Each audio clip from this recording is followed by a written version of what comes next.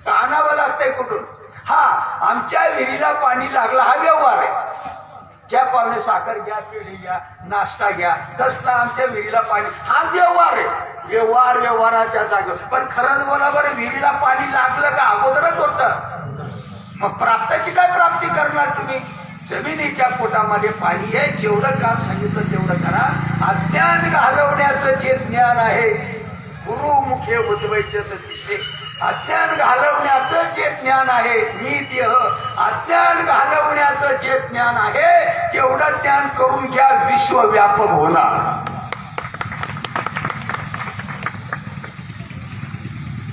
मी माझं बोलणं या ठिकाणी थांबवतो. काही चुकलं असेल मला माफ करा, चांगलं असेल स्वीकारा. पुढच्या सूचना आमचे बंधू आता तुम्हाला देतील आणि त्या सूचनांचं